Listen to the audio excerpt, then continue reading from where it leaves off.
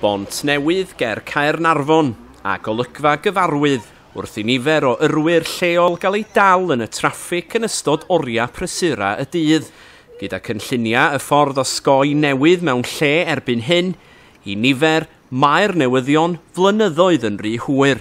Mae Morgan Rhys yn ddyn busnes sydd wedi diodda yn ariannol yn sgil hyn. Dwi'n flin iawn dyd y gwir. Pam da chi mor flin am hyn ta?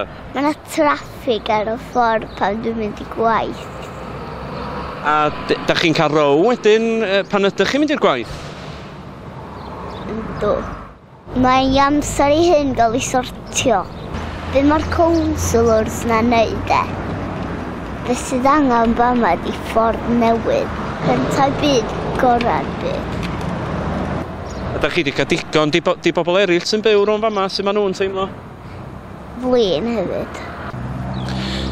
Gyda lôn o sgoi newydd ar y ffordd yn fuan, yng ngeiriau un o drigolion Bont Newydd, Dafydd Iwan, gobaith y gyrwyr yw, gweitha pawb a phopeth, gweitha pawb a phopeth, gweitha pawb a phopeth, na fyddan nhw yma o hyd o Waun Llyr, Bont Newydd.